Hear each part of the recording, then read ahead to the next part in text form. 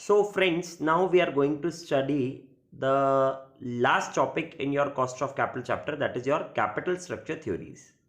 अब हम ये लास्ट टॉपिक की बात करते हैं, कैपिटल स्ट्रक्चर थ्योरीज की बात करते हैं. तो फ्रेंड्स, पहले मैं आपको ये बता दूं कि ये थ्योरीज प्रैक्टिकली एप्लीकेबल नहीं है, सर्टेन अजम्पशंस पर बेस्ड है और ये हम हमारे एकेडमिक नॉलेज के लिए ही सिर्फ पढ़ रहे हैं. तो अब ये कैपिटल स्ट्रक्चर थियरीज में क्या क्या पॉइंट्स हैं, क्या अजम्पशंस हैं, हमें कैसे क्वेश्चन सॉल्व करने हैं, that is what all we are going to see in this topic. तो ये मैंने आपके नोट्स आपके ग्रुप में सेंड कर दिए, वो आप पहले कॉपी करना, उसी के बाद इस लेक्चर को देखना. दीज थियरीज हाईलाइट्स, अब ये थियरीज क्या बताती है मेनली, तो these theories highlights the relationship between the company's capital structure and its WACC. Companies capital structure और कंपनी के WACC के बीच में क्या रिलेशनशिप है, वो ये थियरीज हमें बताती हैं. Some theories are of the view that a change in the capital structure will also change WACC.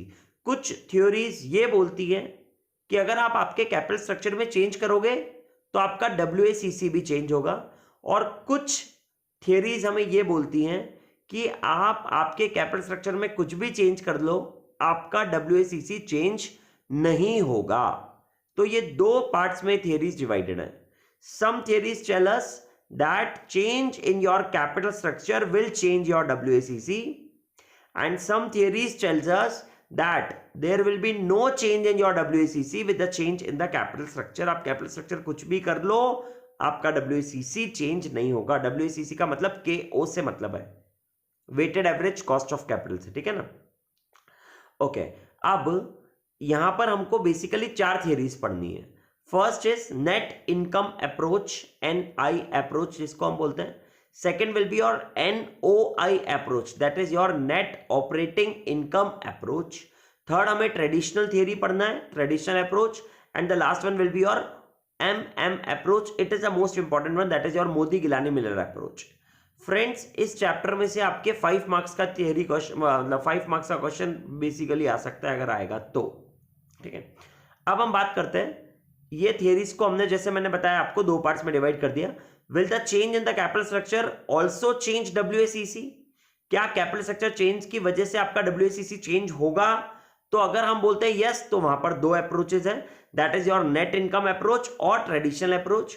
और अगर हम बोलते हैं कि कैपिटल स्ट्रक्चर चेंज होने से WACC में चेंज नहीं आएगा, तो वहां पर दो अप्रोचेज हैं. अगर हम बोलते हैं नहीं आएगा, कैपिटल स्ट्रक्चर चेंज होने से WACC चेंज नहीं होगा, WACC विल रिमेन सेम, ठीक है.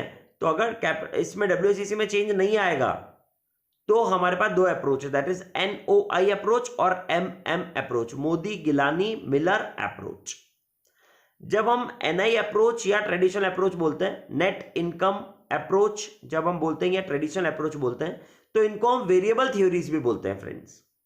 बट जब हम NOI अप्रोच या MM अप्रोच बोलते हैं, ये NOI अप्रोच और MM अप्रोच ये बोलता है कि आप कैपिटल स्ट्रक्चर कुछ भी चेंज करो, आपका WACC सेम रहेगा. तो इसको हम फिक्स्ड और कांस्टेंट थ्योरीज भी बोलते हैं. यहां पर NI अप्रोच और ट्रेडिशनल अप्रोच जो बोलता है कि कैपिटल स्ट्रक्चर को चेंज करने से WACC चेंज होगा, इस अप्रोच में हम वो वाला कैपिटल स्ट्रक्चर सेलेक्ट करेंगे जहां पर WACC सबसे कम होगा. बट जब हम NOI अप्रोच और MM अप्रोच की बात करते हैं, तो वहां पर वो अप्रोचेस हमको बोलती हैं कि आप कितना भी चेंज करो, आपका कैपिटल स्ट्रक्चर, आपका कॉस्ट ऑफ कैपिटल सेम ही रहेगा. तो जब हर कैपिटल स्ट्रक्चर में ही कॉस्ट ऑफ कैपिटल सेम रहने वाला है, तो मैं बोल सकता हूं कि कोई भी capital structure optimum capital structure नहीं है, या फिर सारे ही capital structure optimum capital structure होंगे. क्योंकि भाई ऑप्टिमम का मतलब क्या होगा, वो ऑप्टिमम कैपिटल स्ट्रक्चर होगा जहां पर मेरी कॉस्ट सबसे कम होगी. बट ये तो बोलता है कोई भी कैपिटल स्ट्रक्चर हो, कॉस्ट सेम ही रहने वाली है. तो जब कॉस्ट ही सेम रहने वाली है, तो सारे के सारे कैपिटल स्ट्रक्चर ही ऑप्टिमम कैपिटल स्ट्रक्चर है. तो all capital structures are optimum as WACC remains the same. और यहां पर वो ऑप्टिमम कैपिटल स्ट्रक्चर होगा जहां पर WACC सबसे कम होगा. तो अबव थियरीज जो हम ये पढ़ने वाले हैं, चारों थियरीज, इनमें कुछ सेट ऑफ जनरल अजम्पशंस हैं. वो जनरल अजम्पशंस क्या क्या हैं? तो पहला अजम्पशंस है कि यहां पर सिर्फ दो ही सोर्स है फाइनेंस के, एक डेट और एक इक्विटी। प्रेफरेंस शेयर्स का कोई नामो निशानी नहीं होगा, रिटेन अर्निंग्स होगी नहीं, क्योंकि सेकेंड अजम्पशन ये होता है कि यहां पर 100% पे आउट है। 100% पे आउट है मतलब आपने जितना भी net profit for equity share holders आया वो पूरा का पूरा ही पे आउट हो गया। There will be no retained earnings, no retention ratio. जितना भी ईपीएस है वही डीपीएस है। तो देयर इज 100% पे out ratio, that is the second assumption. Third assumption, total assets will remain same. Fourth assumption, EBIT will remain same. Fifth assumption that business or operating risk remains the same. और sixth assumption, there is no taxes. Tax की भी कोई बात ही नहीं आएगी इसमें। मगर MM approach जब हम पढ़ने वाले हैं बाद में, तो MM अप्रोच ने टैक्स को रिमूव कर दिया था, इस अजम्पशन को रिमूव कर दिया था, तो वो हम बाद में देखेंगे। बट अभी जनरल अजम्पशंस में देयर आर नो टैक्सेस। और लास्ट अजम्पशन की KD will always be less than KE। तो ये जनरल सेट ऑफ अजम्पशंस है इन चारों थ्योरीज को पढ़ने के लिए। जैसा कि मैंने आपको बताया, ये थ्योरीज प्रैक्टिकली एप्लीकेबल नहीं है, किसी अजम्पशंस पर बेस्ड है, तो इसको आपको सिर्फ as it is academic purpose के लिए पढ़ना है। पहला, there is only two sources, debt and equity. दूसरा कि जो आपका 100% पे आउट है। तीसरा, टोटल एसेट्स रिमेन सेम। चौथा, EBIT विल रिमेन सेम। पांचवा, no taxes. Sixth, KD is less than KE। और seventh and the last, that is operating और business risk will remain same. ये 7 assumptions हैं जो आपको फॉलो करने हैं। अब जब हम ये assumptions फॉलो करते हैं तो इसमें कुछ कैलकुलेशंस है जो हमें देखनी है। वो कैलकुलेशंस क्या है जो हमें देखनी है? तो आई वांट टू से, पहला देखो, अभी मैंने आपको बताया यहां पर डेट और इक्विटी है, नो टैक्सेस है और 100% पे आउट है। तो जब ये चीज होती है तो हमारी इनकम स्टेटमेंट जो है ना, देखो EBIT, ठीक है, उसमें से माइनस इंटरेस्ट करते हैं तो हमारे पास क्या बचता था? EBT, उसमें से टैक्स तो NPAT, फिर उसमें से माइनस PD तो net profit for equity share holders. But मैंने अभी आपको क्या बताया यहां पर एक बात कि नो टैक्सेस, तो EBIT में से माइनस इंटरेस्ट कर जो EBT आया और प्रेफरेंस डिविडेंड भी नहीं है, तो जो EBT माइनस इंटरेस्ट कर आया वही net profit for equity share holders हो गया। और जो net profit for equity share holders है वही पूरा का पूरा डिविडेंड दे रहे हैं क्योंकि 100% पे आउट है। तो यहां पर इनकम स्टेटमेंट बहुत सिंपल है, EBIT minus interest will give you dividend, that will be your income statement. देखो EBIT माइनस इंटरेस्ट, तो that is dividend for equity share holders क्योंकि 100% पे आउट हो गया, कोई टैक्सेस भी नहीं है और प्रेफरेंस डिविडेंड भी नहीं है, प्रेफरेंस शेयर्स ही नहीं है तो डिविडेंड भी नहीं है। तो that is your income statement which you are going to prepare in these types of theories, that is EBIT minus interest will give you dividend for equity share holders. फिर second calculation इसमें हमें जो करनी है वो करनी है value of the firm निकालने के लिए, जिसको हम V से डिनोट करते हैं। अब वैल्यू ऑफ द फर्म का मतलब होता है market value of all securities which they are having. अब market value of all securities का मतलब market value of debt plus market value of equity, that is V will be equal to D plus E। अब market value of debt और market value of equity जब हम add कर देंगे तो वो पूरी वैल्यू ऑफ द फर्म बन जाएगा कि हमारी एक फर्म की वैल्यू कितनी आ रही है। फिर जब KO की बात करी हमने इस वाले क्वेश्चन में, तो KO मतलब cost of capital will be EBIT upon V। ये थर्ड फॉर्मूला है जो आपको समझना है। WACC इसमें बहुत सिंपल तरीके से निकलता है, EBIT अपॉन V। अब कोई बोलेगा ऐसा कैसे, ये फॉर्मूला कैसे आया? तो देखो मैं आपको समझाता हूं। जब हम KE निकालेंगे तो KE का फॉर्मूला क्या होगा इस बार क्वेश्चन में? तो इस बार KE का फॉर्मूला होता है ये डिविडेंड अपॉन इक्विटी। तो ये dividend upon equity will give you KE, और KD का फॉर्मूला लगाया तो I, टैक्सेस तो है ही नहीं क्वेश्चन में, तो I upon D will give you KD। अब डिविडेंड और I को दोनों को प्लस करोगे तो डिविडेंड और I को दोनों को प्लस करा तो EBIT आ गया, और D और E को प्लस करा तो V आ गया। तो ये दोनों को प्लस करते ही हमारे पास KO भी तो आ गया। तो देयरफॉर KO का formula will B EBIT upon V, KE का formula will be dividend upon equity, और KD का formula will B I upon D। तो कभी भी अगर हमारे पास क्वेश्चन में KE गिवन है उसको मैं ई से मल्टीप्लाई कर दूंगा तो डिविडेंड आ जाएगा, या डिविडेंड अपॉन के ई कर दूंगा तो ई आ जाएगा। ये फॉर्मूले में इंटरचेंजेबली यूज कर सकता हूं। ऐसे ही के डी को मैं जब डी से मल्टीप्लाई कर दूंगा तो आई आ जाएगा। तो these are the 5 calculations which you have to remember while solving all these question. इन क्वेश्चंस को सॉल्व करने के लिए ये 5 चीजें आपको हमेशा ध्यान रखनी है। पहला, इनकम स्टेटमेंट। इनकम स्टेटमेंट में ईबीआईटी माइनस इंटरेस्ट करते हैं तो dividend for equity share holders आ जाता है। दूसरा पॉइंट कि वैल्यू ऑफ द फर्म निकालने को बोलेगा, तो वैल्यू ऑफ द फर्म कैसे निकालेंगे, तो डेट प्लस इक्विटी कर देंगे तो वैल्यू ऑफ द फर्म आ जाएगा। तीसरा, केओ निकालने को बोलेगा, तो केओ का formula will be EBIT upon V. चौथा, के ई का formula will be dividend upon E. पांचवा, योर के डी का formula will be I upon D. That is what you can calculate. अब हम स्टार्ट करेंगे friends इसमें आपकी theories पढ़ना। तो पहली थियरी आपकी net income approach, NI approach जिसको हम बोलते हैं।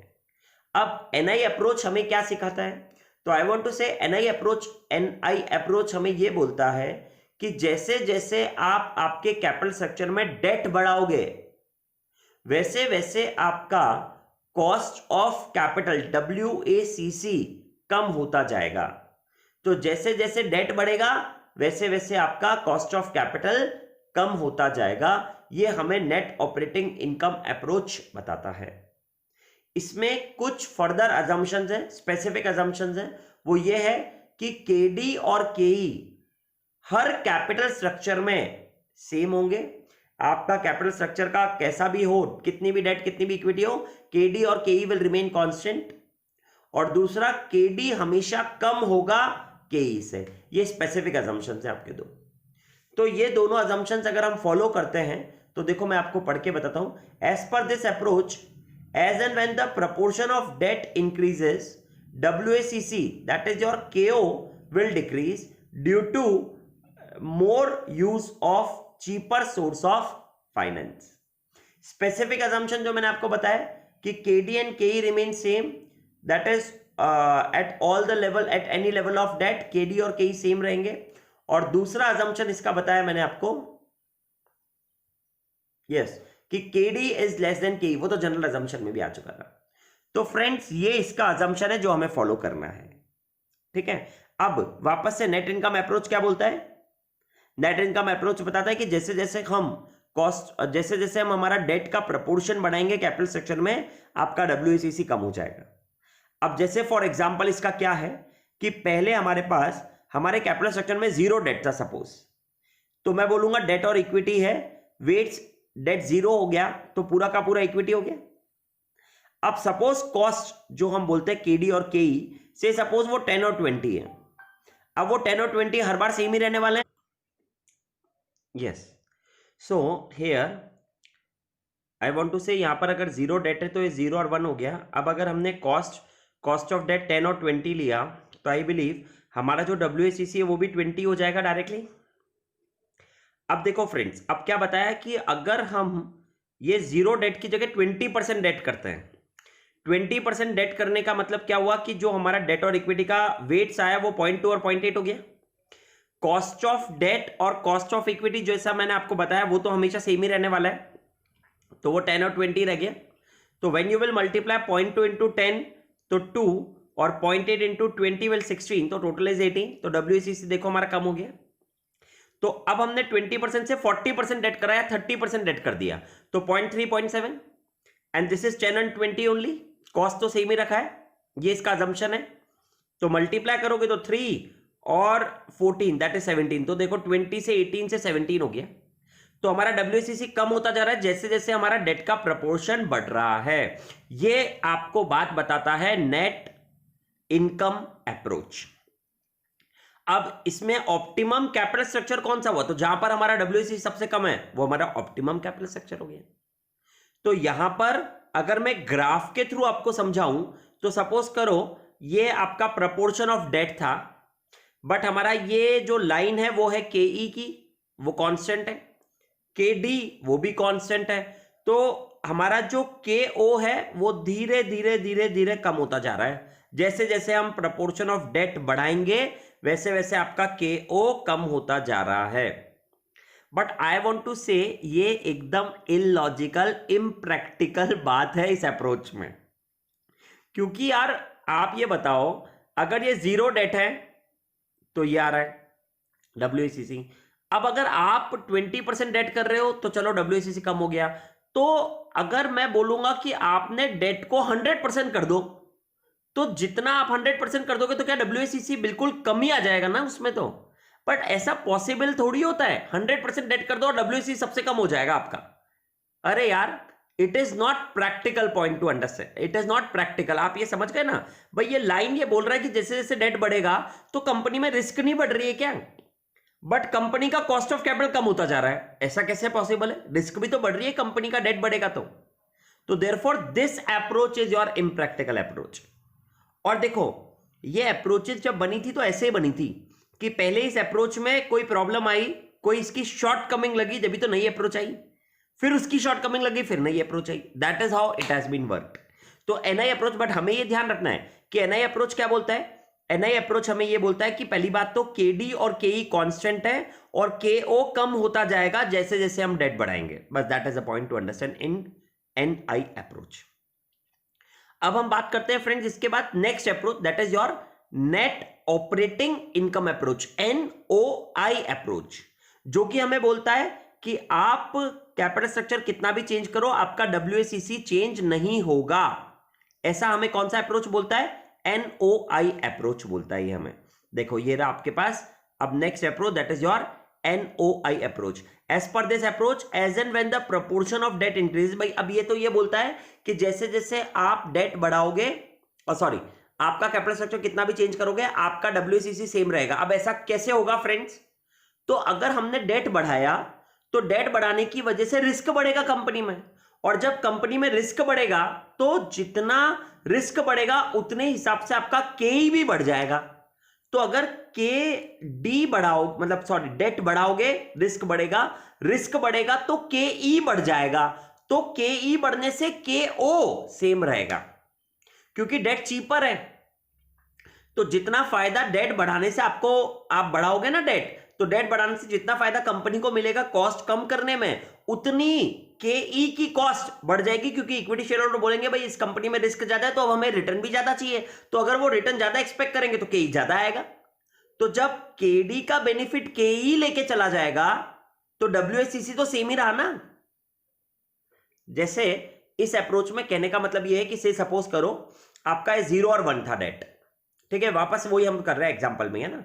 इसमें एक ही बात समझनी है, इसमें कांस्टेंट क्या रहेगा, के ओ कांस्टेंट रहेगा। जैसे उसमें के डी और के ई कांस्टेंट था, वैसे इस अप्रोच में के ओ विल रिमेन सेम, और जो के ई है वो बढ़ता जाएगा, जैसे जैसे आप डेट बढ़ाओगे वैसे वैसे के ई बढ़ता जाएगा।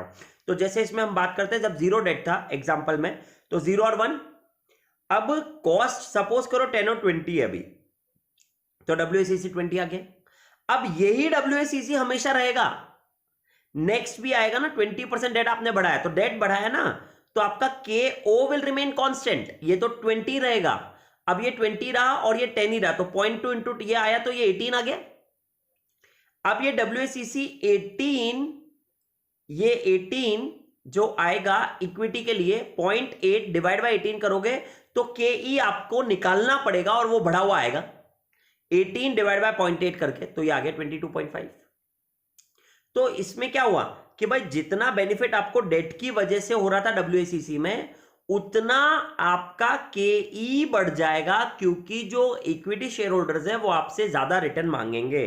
तो क्योंकि इसका बेनिफिट इसमें ही चला गया तो आपका के ओ सेम ही रहेगा।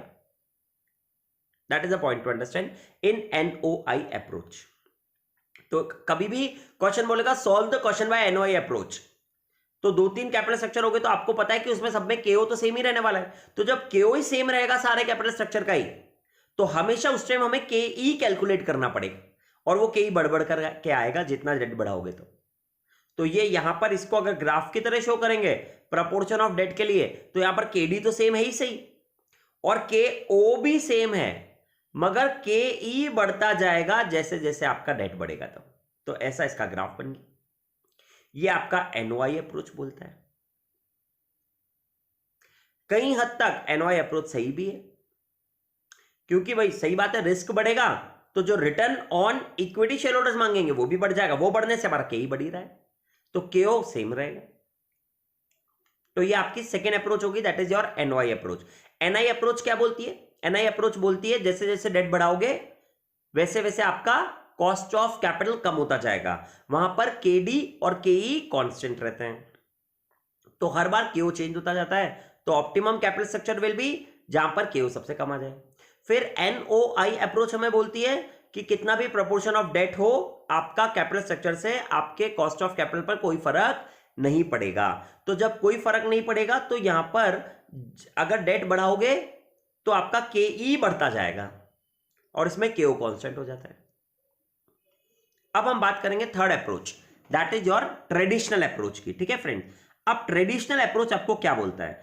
तो ट्रेडिशनल अप्रोच ने फॉलो करा था वही वाला असम्पशन, कौन सा? जो एनआई अप्रोच करता है कि कैपिटल स्ट्रक्चर चेंज करने से कॉस्ट ऑफ कैपिटल में चेंज होता है।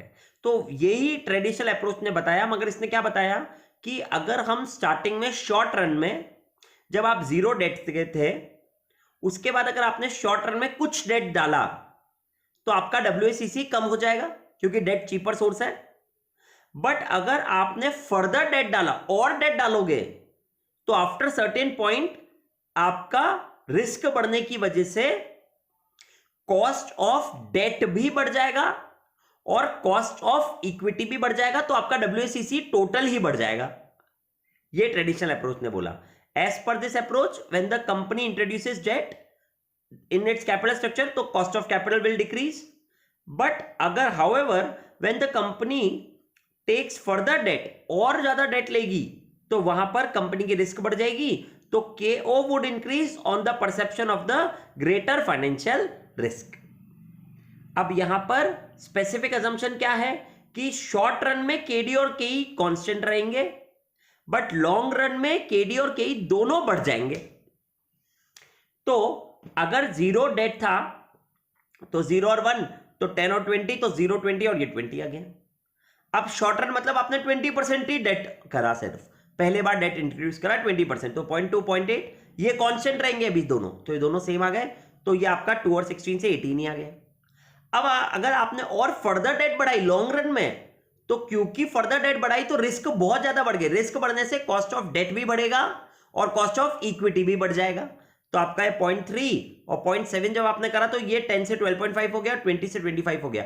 अब ये सिर्फ एक एग्जांपल है फ्रेंड्स, ये सिर्फ एक एग्जांपल है, कोई बोलना ऐसे मत पूछना ये कैसे बढ़ा, तो ये तो सिर्फ एक एग्जांपल है, ये थियरीज हैं, तो ये कैसे बढ़ा वो तो हमें क्वेश्चन ही देगा डायरेक्टली, हमें तो कैलकुलेट करने को बोलेगा कि आप इनकम स्टेटमेंट बनाओ, वी निकाल करके बताओ as per this approach, as per this approach, ऐसा हमें क्वेश्चन सॉल्व करना पड़ेगा बस। तो ये कैसे बढ़ा, ये कितना बढ़ा, ये मैं नहीं कैलकुलेट कर सकता हूं, ये आपके लिए एग्जांपल है सर। तो ये बढ़ जाएगा और ये बढ़ने की वजह से आपका कॉस्ट ऑफ कैपिटल भी टोटल बढ़ गया, तो ऑप्टिमम कैपिटल स्ट्रक्चर एक ही होगा बस इसमें। तो ये है बात कहने की ट्रेडिशनल अप्रोच में कि अगर आपने डेट थोड़ा इंक्रीज करा तो WACC कम आएगा, मगर up to a certain extent. फिर अगर आपने और डेट बढ़ाओगे तो आपका कॉस्ट ऑफ डेट भी बढ़ जाएगा और कॉस्ट ऑफ इक्विटी भी बढ़ जाएगा, जिससे आपका कॉस्ट ऑफ कैपिटल टोटल बढ़ जाएगा क्योंकि कंपनी में रिस्क बढ़ जाएगी। ये ट्रेडिशनल अप्रोच है। तो ये प्रैक्टिकल भी बात सही है कि आज हम कहीं से डेट लाएंगे, कम डेट रखोगे तो आपका कॉस्ट ऑफ कैपिटल नेचुरल सी बात है कम तो होना ही है, बट अगर आप ज्यादा डेट ले आओगे तो आपके कॉस्ट ऑफ डेट को ज्यादा लाने में भी ज्यादा कॉस्ट ऑफ डेट लगेगा। हमने बहुत सारे क्वेश्चन सॉल्व करे थे अभी कॉस्ट ऑफ कैपिटल चैप्टर में, जहां पर आपको बोलते थे कि अगर आपको सपोज करो 3 करोड़ पैसे रेस करने हैं, उसमें से 1.2 करोड़ तक तो 10% लगेगा, मगर उसके बाद फर्दर अगर रेस करोगे तो उसमें आपका 16% लगेगा, तो हम एवरेज कॉस्ट ऑफ डेट निकालते थे। तो वो ऐसा ही, ये प्रैक्टिकली तो बात है कि ज्यादा डेट लाओगे ना तो वहां पर कॉस्ट ऑफ डेट भी बढ़ करके ही आएगा। तो ये आपका ट्रेडिशनल अप्रोच बोलता है। अब ये अप्रोच का भी अगर हम ग्राफ देखें तो इसका ग्राफ ऐसा जाता है, देखो कि भाई सर्टेन पहले तो केडी और केई कांस्टेंट है, ये रहा केडी, ये रहा केई। जब ये कांस्टेंट है तो अब आपका पहले शॉर्ट रन में तो केओ कम आएगा, बट उसके बाद ये भी बढ़ जाएगा, केई भी और केडी भी बढ़ जाएगा, जिससे आपका केओ भी बढ़ जाएगा। इसकी कुछ जरूरत नहीं है वैसे, बट आपको सिर्फ समझाने के लिए मैं बता रहा हूं। चलो, तो now we are going to see the questions of this chapter. हाँ, इस टॉपिक के कुछ क्वेश्चंस देखते हैं हम। तो late us see your question number 19। ABC 3 approaches हमने कर ली, एनआई, एनओआई और ट्रेडिशनल। एनआई अप्रोच क्या बोलता है कि कैपिटल स्ट्रक्चर में डेट बढ़ाने से आपका कॉस्ट ऑफ कैपिटल कम होता जाएगा। यहां पर केडी और केई कांस्टेंट रहता है, बस ऐसे याद रखनी है आपको ये। एनओआई क्या बोलता है कि आप कैपिटल स्ट्रक्चर में कितना भी चेंज करो आपका कॉस्ट ऑफ कैपिटल चेंज नहीं होगा, यहां पर केओ कांस्टेंट होगा और केई बढ़ता जाएगा। और ट्रेडिशनल अप्रोच क्या बोलता है कि शॉर्ट रन में तो अगर आपने डेट बढ़ाया तो शॉर्ट रन में तो आपका कॉस्ट ऑफ कैपिटल कम हो जाएगा, बट अगर आपने फर्दर डेट बढ़ाया तो लॉन्ग रन में आपका कॉस्ट ऑफ कैपिटल बढ़ जाएगा, क्योंकि आपका केडी और केई दोनों बढ़ जाएंगे। बस ये आपको याद रखना है। अब इनकम स्टेटमेंट कैसे बनेगा, कभी भी कैपिटल स्ट्रक्चर थ्योरीज के क्वेश्चन आएंगे तो इनकम स्टेटमेंट कैसे बनेगा, तो इसका इनकम स्टेटमेंट बनेगा EBIT minus interest dividend for equity share holders. Value of the firm will be debt plus equity. ऐसे आपको याद रखना है K E will be dividend divided by equity, K D will be I upon D, और value of the firm तो बता दिया D plus E, और के ओ will be EBIT upon V. ऐसे करके आप निकाल लोगे। हाँ, क्यों? बिकॉज ये जो कैपिटल स्ट्रक्चर सीरीज है उसके सर्टेन अजम्पशंस है। वो अजम्पशंस क्या क्या हैं? तो इसके अजम्पशंस होते हैं, पहला दो ही सोर्स है, डेट और इक्विटी, दूसरा 100% पे आउट है, और तीसरा नो टैक्सेस है। बस ये तीन इंपॉर्टेंट है, बाकी और तो सब ठीक है। चलो अब हम इसके क्वेश्चंस पर आते हैं। Question number 19। क्वेश्चन बहुत सिंपल होते हैं बट समझ के करना है। ABC Limited is expecting an annual earning before the payment of interest and taxes of rupees 2 lakh. EBIT आपके पास 2 लाख है. The company is in capital structure has 8 lakhs and 10% debentures. ठीक है. Cost of equity or capitalization rate is 12.5%. The cost of equity और capitalization rate 12.5% बता रखी है आपको. ठीक है. तो KE दे रखा है 12.5%. You are required to calculate the value of the firm. Value of the firm मतलब debt plus equity. According to NI approach, also compute the overall cost of capital. तो देखो क्वेश्चन में क्या पूछा, वैल्यू ऑफ द फर्म, और NI approach की बात कर रहा है। NI अप्रोच की बात कर रहा है तो KD और KE कांस्टेंट होते हैं, ये ध्यान रखना है आपको, है ना। तो वैल्यू ऑफ द फर्म निकालना है और ओवरऑल कॉस्ट ऑफ कैपिटल निकालना है। तो ओवरऑल कॉस्ट ऑफ कैपिटल मतलब KO निकालना है। KO का फॉर्मूला होता है EBIT अपॉन V, तो हम वैल्यू भी निकाल सकते हैं और उसके बाद KO निकाल लेंगे, और वैल्यू तो पूछा ही है क्वेश्चन में। तो पहले तो EBIT 2 लाख है, तो अब मैं पहले इनकम स्टेटमेंट बनाता हूं, ठीक है। तो EBIT में से जब मैं ये 80,000 रुपए, 2 लाख में से 80,000 रुपए इंटरेस्ट माइनस कर दूंगा तो 1,20,000 डिविडेंड आ गया। अब मेरे पास KE है और डिविडेंड है, तो 1,20,000 डिविडेंड अपॉन KE कर दूंगा मैं, तो मेरे पास E आ जाएगा। तो 1,20,000 डिवाइडेड बाय 12.5%, तो ये मेरे पास E आ गया। E में जब मैं डेट ऐड कर दूंगा 8 लाख रुपए की, तो मेरे पास वैल्यू ऑफ द फर्म आ गई 17,60,000। डी हमेशा मार्केट वैल्यू ऑफ डेट जो रहती है, अगर क्वेश्चन में और कोई इंफॉर्मेशन नहीं है तो वही मार्केट वैल्यू है जो बुक वैल्यू है। बट E कैसे निकाला हमने, तो डिविडेंड अपॉन KE करके हमने E निकाल लिया, तो 17,60,000 आ गया। अब 2 लाख डिवाइडेड बाय 17,60,000 इंटू 100, 11.36% मेरे पास KO भी आ गया। अब हम आंसर चेक कर लेते हैं, ये रहा 11.36%, 17,60,000, और ये आप चेक कर सकते हो पूरा। तो that was your question number 19। Now let us see your question number 21। Abhishek Limited with EBIT of 3 lakh is evaluating the number of possible capital structure given below. Which of the capital structure will you recommend and why? Ignore tax. अब ये question में ये नहीं बताया आपको कि कौन सी approach है, बट क्वेश्चन में आपको ऑप्टिमम कैपिटल स्ट्रक्चर निकालना है। तो अब ऑप्टिमम कैपिटल स्ट्रक्चर निकालना है। अब हमारे पास ये KD दे रखे हैं सबके, और KE भी दे रखे हैं। तो जब KD और KE बता दिया और आपको EBIT बता दिया 3 लाख का, और डेट बता दिया 3 लाख 4 लाख ऐसे बता दिया आपको, KD और KE भी है। अब आपसे पूछ रहा है कि आप कौन सा कैपिटल स्ट्रक्चर रिकमेंड करोगे, तो आई वांट टू से हम वही कैपिटल स्ट्रक्चर रिकमेंड करेंगे जिससे हमारा कॉस्ट ऑफ कैपिटल कम आए, या जिस कैपिटल स्ट्रक्चर से वैल्यू ऑफ द फर्म ज्यादा है, क्योंकि वैल्यू ज्यादा आएगा तो कॉस्ट ऑफ कैपिटल अपने आप ही कम आएगा। ईबीआईटी कांस्टेंट है, ये 5 कैपिटल स्ट्रक्चर है, तो 5 कॉलम बनाओगे आप इनकम स्टेटमेंट के इस बार। तो जब 5 कॉलम बनाए आपने, तो देखो फ्रेंड्स कैसे करते हैं। 5 कॉलम बनाए जब हमने, तो आई वांट टू से ईबीआईटी 3 लाख है, ठीक है ना। अब हमारे पास केडी है और केई है, तो पहले तो ईबीआईटी में से इस ईबीआईटी को 3-3 लाख रुपए जो हमने पांचों कैपिटल स्ट्रक्चर के लिए लिख दिया, उसमें से ये डेट का केडी निकाल के इंटरेस्ट माइनस कर दिया। जैसे पहले 3 लाख में से 30,000 माइनस करा तो 1,70,000 बच गया, वो हमारे पास डिविडेंड आ गया।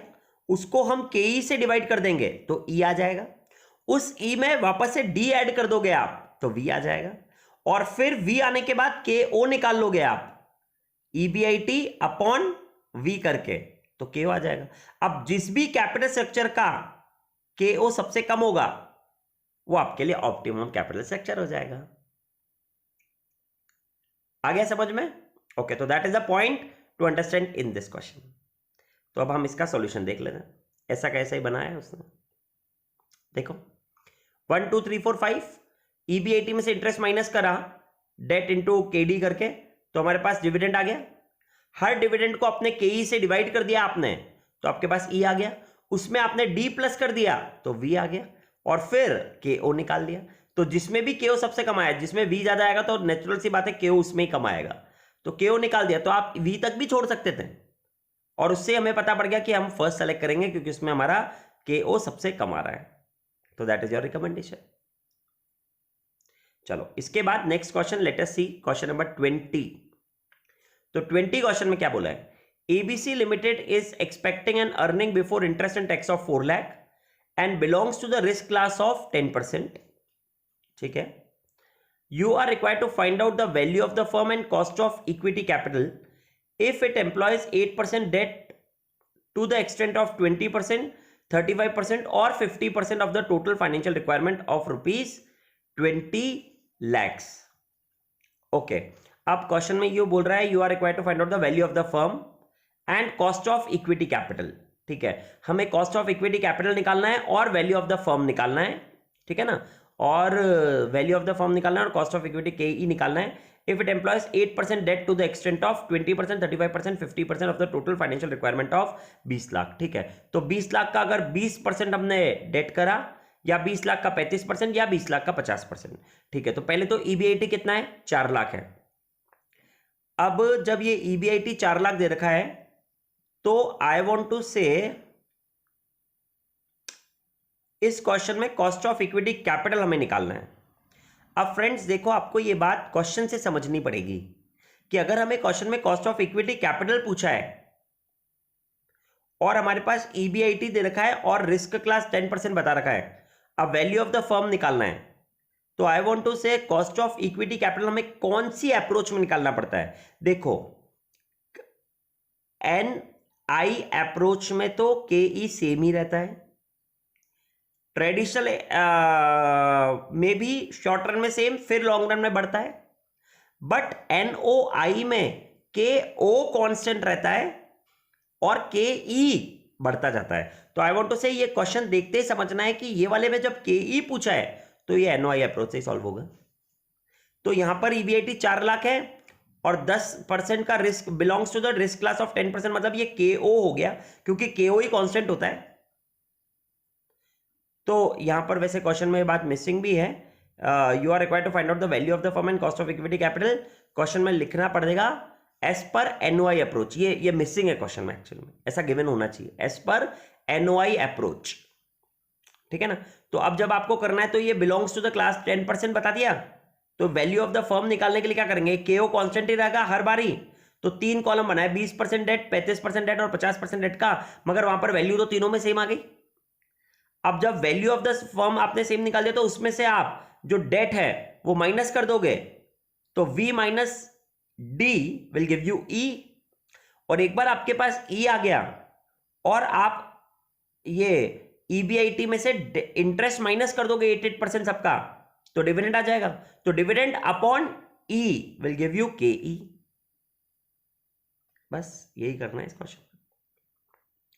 देखो आप पहले तो the 3 level of debt are as follows. Level 1 में 20% ऑफ 20 लाख 4 लाख, फिर 20 लाख का 35% बोला तो 7 लाख, और 50% बोला तो 10 लाख। पहले तो ये क्वेश्चन बता दिया उसने 8% के हिसाब से। फिर इसने क्या करा, एनओआई अप्रोच निकाल रहा है वैल्यू ऑफ द फर्म और केई निकालने के लिए। तो एनओआई अप्रोच से करा तो ईबीआईटी माइनस इंटरेस्ट कर दिया, तो ये डिविडेंड आ गया। अब डिविडेंड आने के बाद वैल्यू निकालनी है, तो ईबीआईटी अपॉन केओ कर सकते हैं, तो वो तो अपॉन 10% ही कर दिया, तो 4 मैंने आपको बता ही दिया था। तो ये 40-40 लाख आई गया था। जैसे ही वैल्यू 40-40 लाख आई, उसमें से अपना अपना डेट माइनस कर दिया, 4 लाख का, 7 लाख का और 10 लाख का। तो वी में से जब डी माइनस कर दिया तो ई आ गया आपके पास 36 लाख, और ये 33 लाख और 30 लाख। ये एक बार वी आ गया और ये डिविडेंड आ ही चुका था, तो dividend upon E, sorry V नहीं, डिविडेंड अपॉन ई इंटू 100 करते के ही आ जाएगा। देखो ये डिविडेंड अपॉन ई, ये कर दिया, ये आ गया आपके पास के ही तीनों में। तो this is how you have solved your question number 20। अब हम इसके नेक्स्ट लेक्चर में एमएम अप्रोच पहले समझेंगे और उसके बाद के क्वेश्चन सारे करेंगे। Thank you very much friends.